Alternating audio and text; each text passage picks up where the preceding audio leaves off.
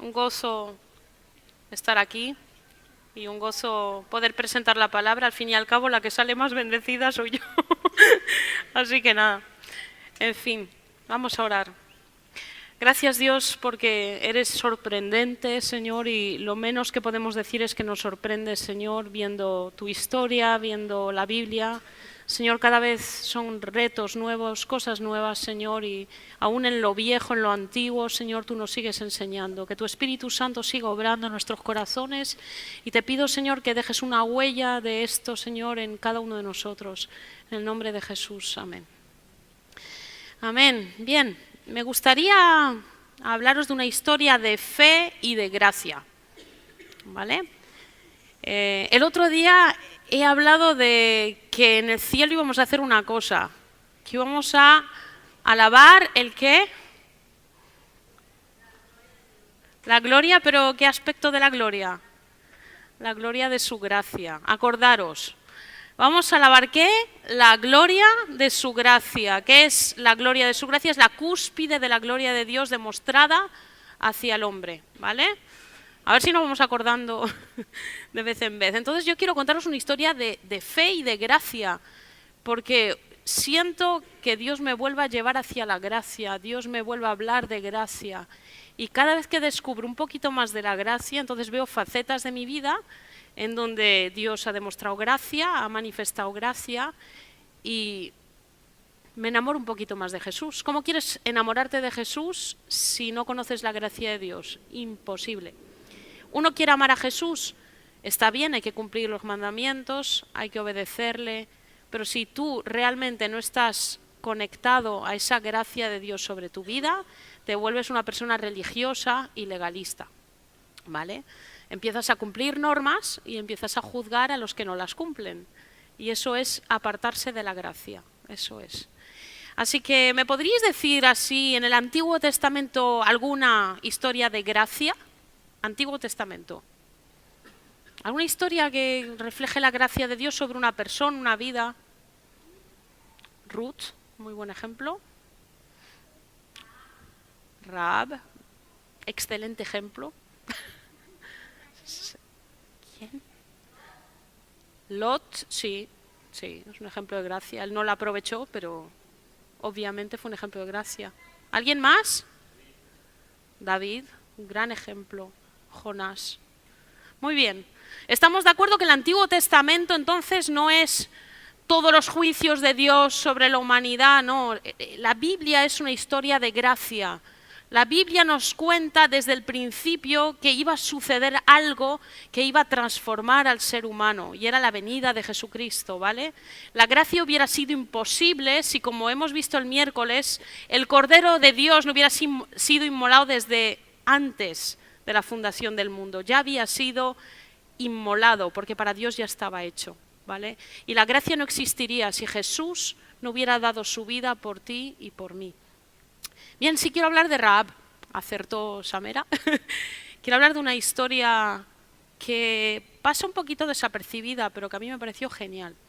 Entonces, Rahab era una prostituta que vivía en Jericó. Y Jericó pues era una gran ciudad que hoy en día está situada todavía en Cisjordania, es una tierra que hoy en día tienen los palestinos, y estaba a 10 kilómetros del Mar Muerto. La Biblia nos habla de ella pues, como un lugar súper próspero. Acordaros cuando los espías fueron a visitar la tierra prometida, la tierra entraron en Canaán, ¿y qué vieron? Vieron un montón de frutas enormes, vieron que había realmente, era esa tierra donde fluía leche y miel, era una tierra próspera, pero ellos en ese momento se sintieron como langostas, como miniaturas al lado de los gigantes, y por lo tanto no entraron a conquistar la tierra que Dios había puesto para ellos.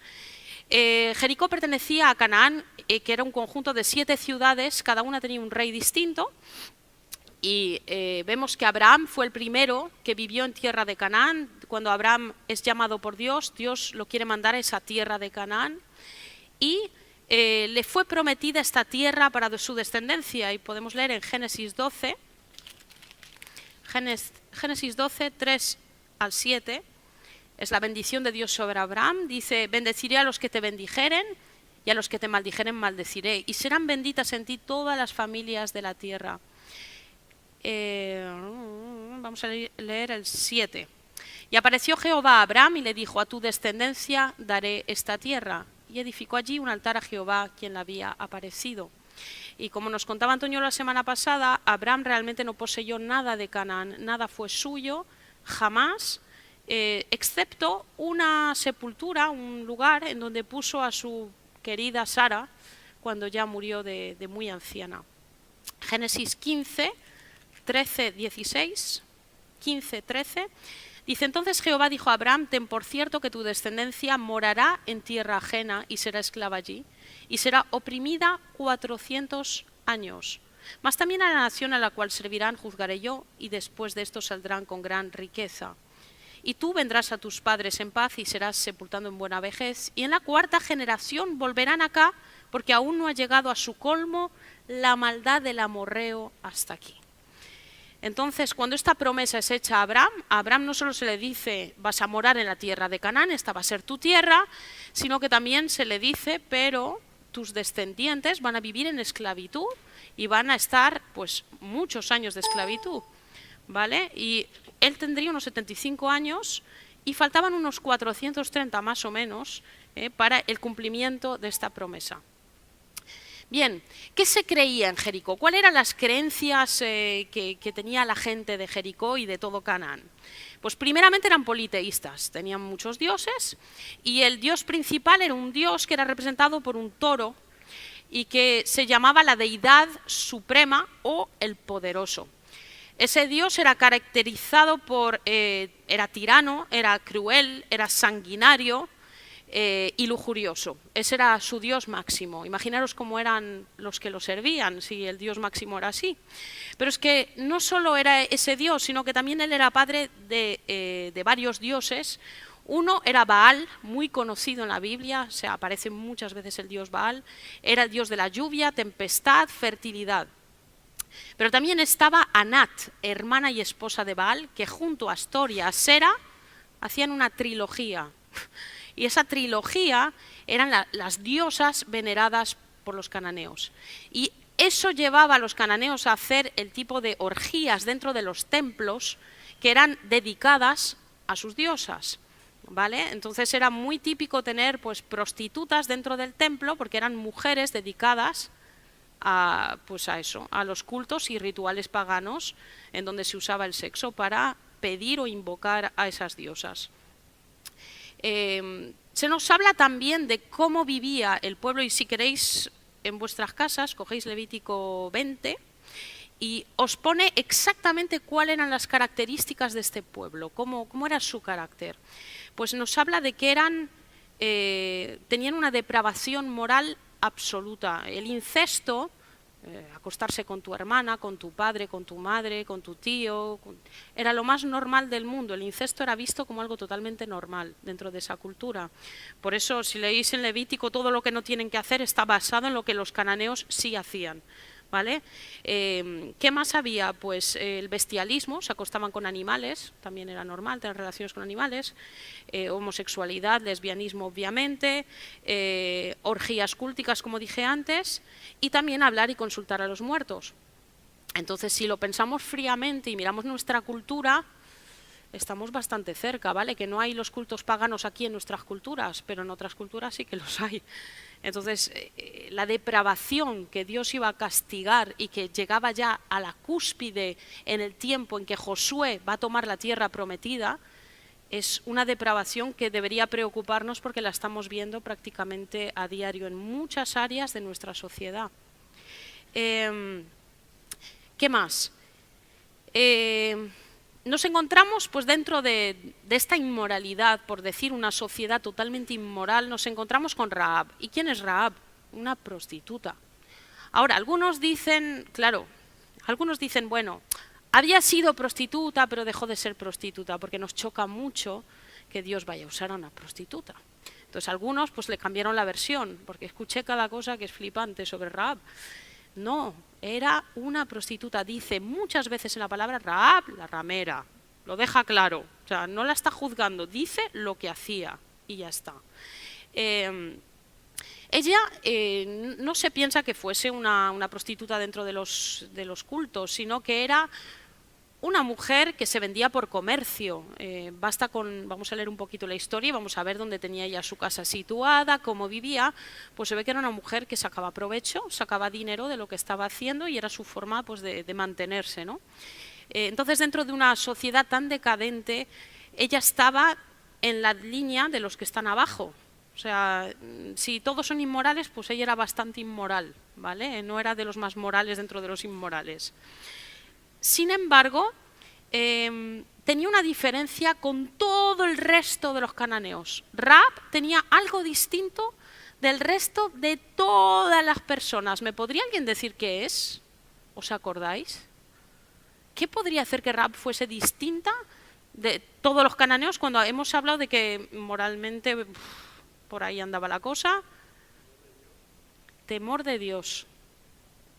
Sí, algo parecido al temor de Dios. Y sobre todo, el elemento clave que cambió su vida y que cambió la vida de su familia, la fe.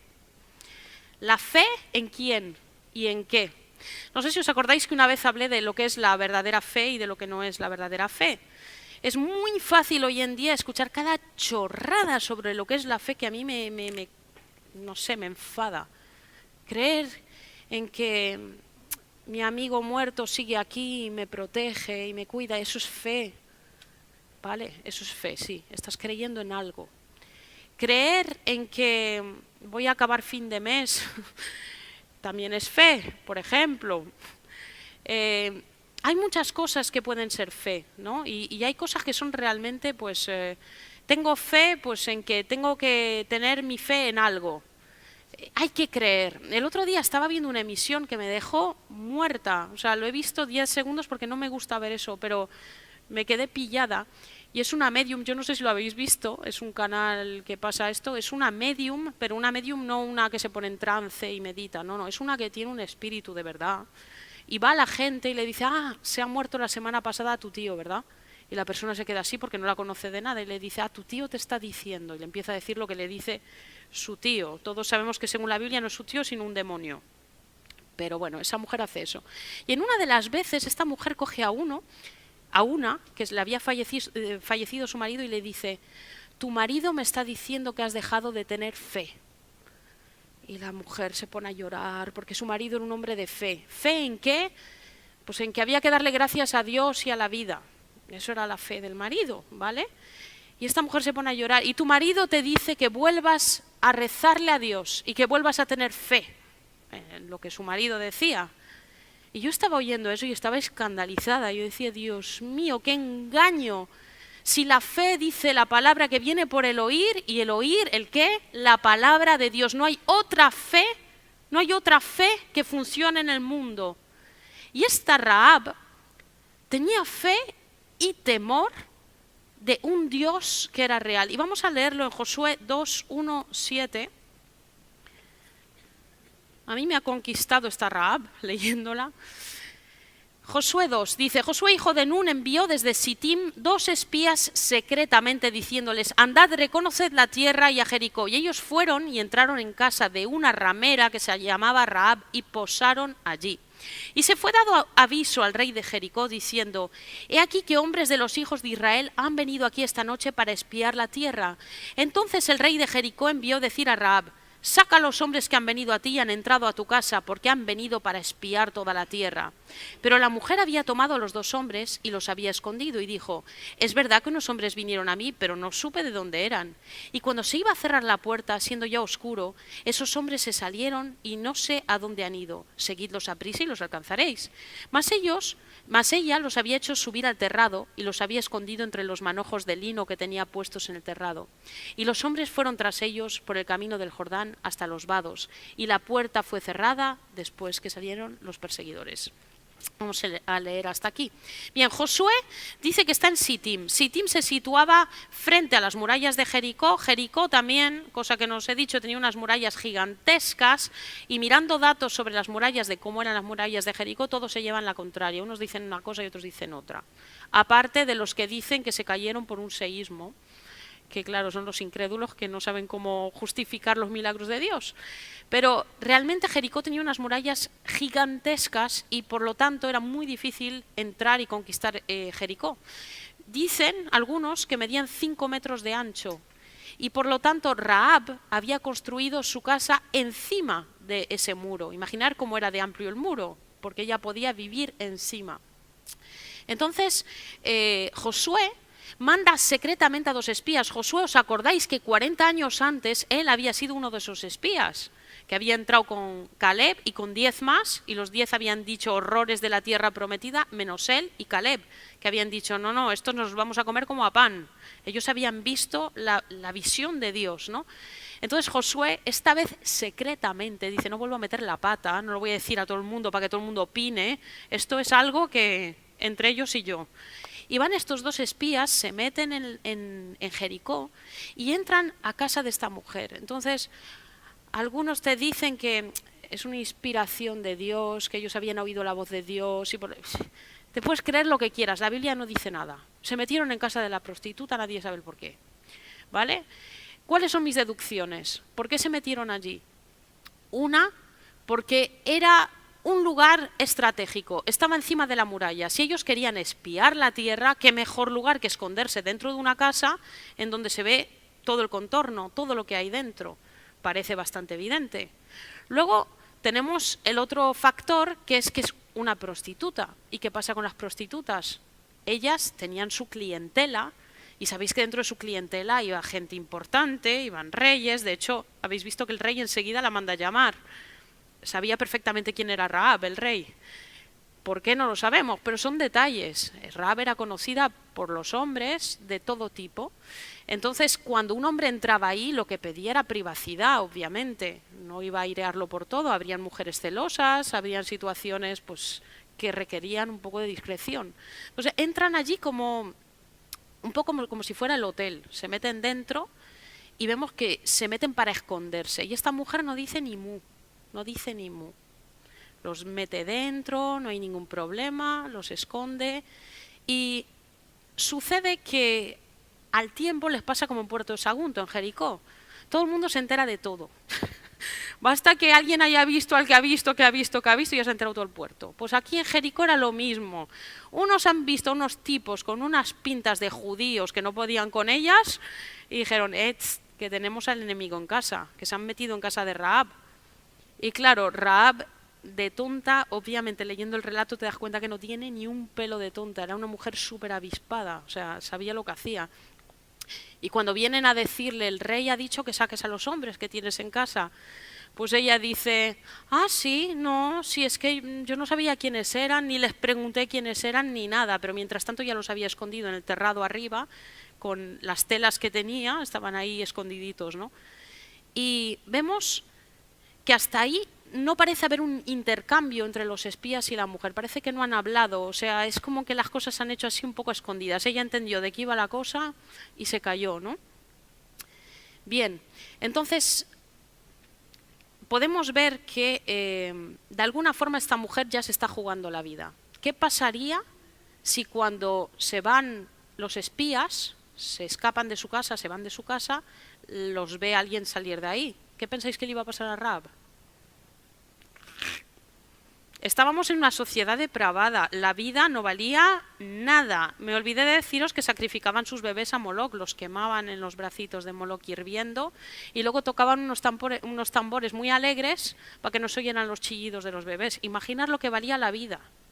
Eso era la vida para ellos. Entonces Rahab sabía que se la estaba jugando, pero vamos, bien, es como una historia de espionaje, ¿no?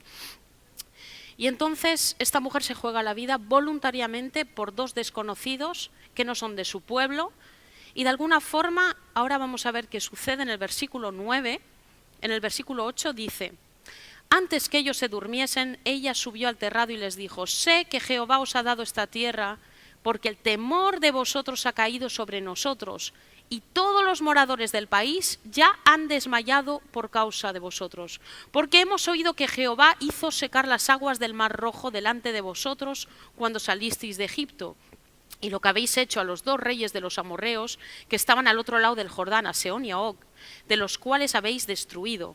Oyendo esto, ha desmayado nuestro corazón, ni ha quedado más aliento en hombre alguno por causa de vosotros. Porque Jehová vuestro Dios es Dios arriba en los cielos y abajo en la tierra. Esto es una confesión brutal. Mirad, yo no sé si Josué sabía por qué mandaba a los 2 espías. Yo no sé si él había recibido algo de Dios o no. O era el miedo que él tenía que le hizo mandar espías para saber por lo menos de qué iba. Porque daros cuenta que hacía 40 años que esa tierra él no la había visto. Entonces no sé qué le hizo mandar, pero esperaba algo de esos espías. Y aquí tenemos lo que realmente los espías le van a poder dar a Josué. Primeramente dice: sé que Jehová os ha dado esta tierra, porque el temor de vosotros ha caído sobre nosotros. Yo no sé si habéis leído la historia de Gedeón, pero Gedeón, antes de conquistar, también tiene un sueño, ¿no? Y en ese sueño la misma frase está dicha: están muertos de miedo los enemigos. Y entonces era la señal: Dios quiere que vayamos y ataquemos. Esto era la señal para los espías: Dios está con nosotros. Si están todos muertos de miedo es porque Dios ha infundido miedo en el corazón. Y algo tremendo es que todo el pueblo de Jericó tenía miedo, todos, ella incluida, Rahab incluida, pero había una diferencia entre Rahab y el resto del pueblo. Y la diferencia es que el pueblo tenía miedo y punto, pero sus dioses eran sus dioses. Y ellos sabían que el Dios del pueblo de Israel era un Dios fuerte y que iba por ellos. Pero sus dioses seguían siendo sus dioses. Sin embargo, esta mujer dice, ahí está, porque Jehová vuestro Dios es Dios arriba en los cielos y abajo en la tierra. ¿Qué está diciendo? Ya no creo en mis dioses. Vuestro Dios es el Dios del cielo y de la tierra. Sus dioses eran los que, según ellos, movían el clima, la siega, la siembra, o sea, era cuestión de dioses para ellos. Y también el ganar la guerra era cuestión de dioses. Y está diciendo: el único Dios que vale es el vuestro, y yo quiero ese Dios. Es el único Dios. Y ahí tenemos la verdadera fe de Rahab. Y es una fe que no sabemos cuándo empezó. Porque hay gente que justamente dice: no, Rahab en el momento que ellos llegaron ya no era prostituta, ya había dejado su antigua vida. No, seguía siendo prostituta. Entonces, ¿cuándo empezó esa fe a germinar en su corazón? Pensar que era una mujer joven todavía Rahab. Y hacía 40 años que el pueblo de Israel había pasado el Mar Rojo en seco. Entonces, ella lo había escuchado ya desde pequeñita, se lo habrían contado sus padres, lo habría oído en el colegio, donde fuera, en las calles, la gente hablaba mucho. Y entonces ella empezó a oír historias de este pueblo de Israel y del Dios de este pueblo de Israel que había hecho esos milagros. Y la fe de Rahab empezó a moverse, a moverse.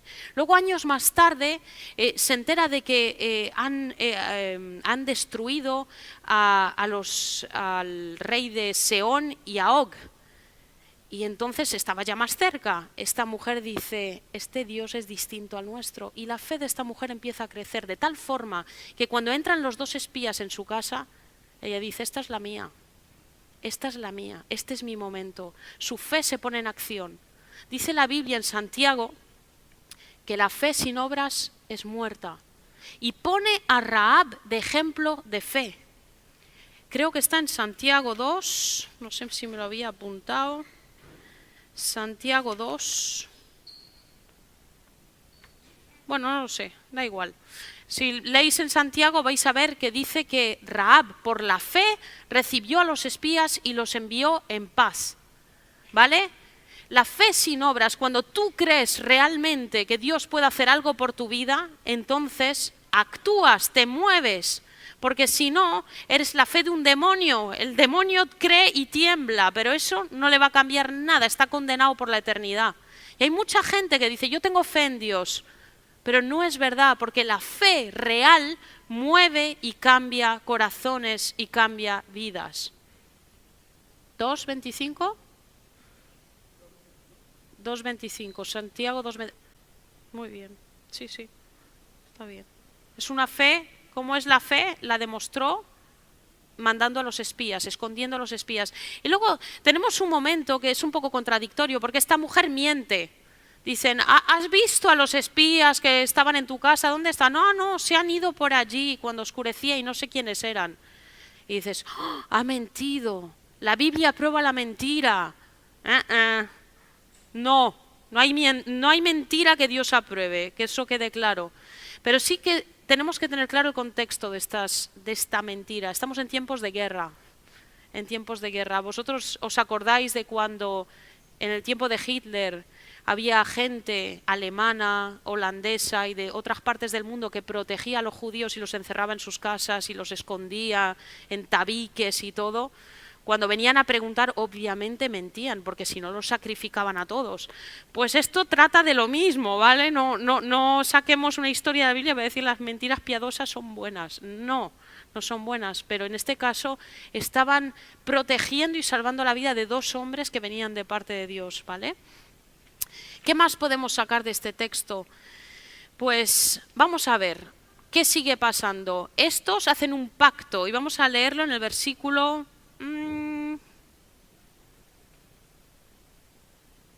Vale, el versículo 12 dice, estamos en Josué 2:12.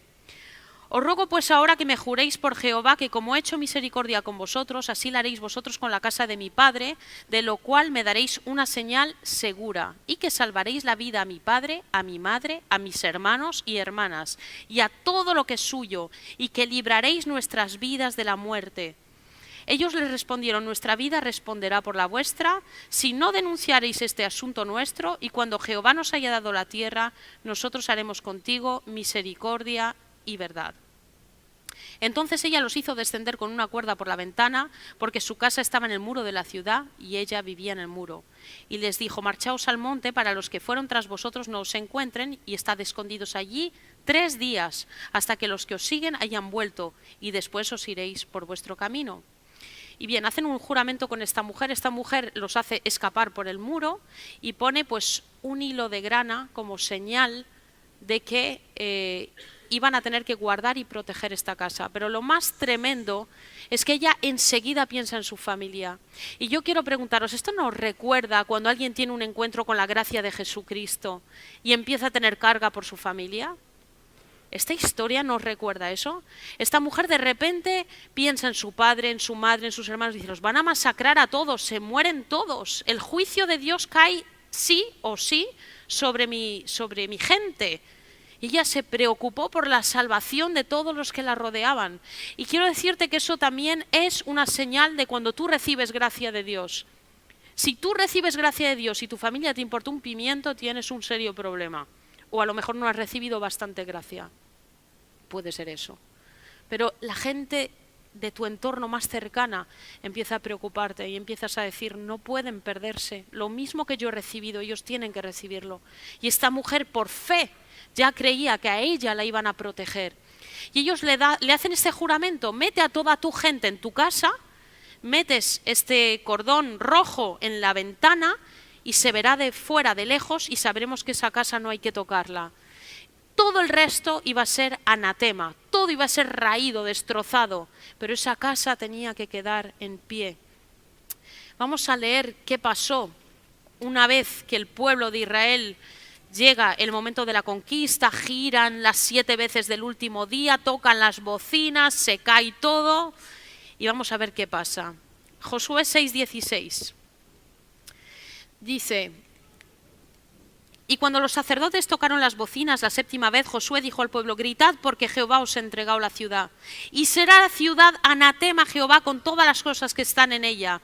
Solamente Rahab la ramera vivirá, con todos los que estén en casa con ella, por cuanto escondió a los mensajeros que enviamos. Pero vosotros guardaos del anatema. Vamos al versículo 24. Dice, y consumieron con fuego la ciudad y todo lo que en ella había. Solamente pusieron en el tesoro de la casa de Jehová la plata, el oro, los utensilios de bronce y de hierro. Mas Josué salvó la vida a Rahab la ramera y a la casa de su padre y a todo lo que ella tenía, y habitó ella entre los israelitas hasta hoy, por cuanto escondió a los mensajeros que Josué había enviado a reconocer a Jericó. Entonces vemos que esta mujer envejeció dentro del pueblo de Israel. Se hizo vieja en medio de los que habían sido supuestamente sus enemigos, cambió sus valores por completo. Y yo digo, ¿por qué la Biblia no para de repetir Rahab, la ramera? ¡Qué pesaos, que se ha convertido! Esto es lo mismo que si yo dijera ahora, el hermano Juanito, expervertido, puede venir a pasar la ofrenda. Todo el mundo haría así. O el hermano Menganito, el violador, que venga. Imaginaros, esto sería... Por favor, eso éramos algunos, ahora ya hemos sido redimidos por la sangre. Pues la Biblia se esfuerza en decir Rahab la ramera y Rahab la ramera. Digo, ya está bien, ¿por qué tanto? ¿Por qué tanto? Vamos a ir a Hebreos 11. Luego mencionaremos el porqué. Hebreos 11.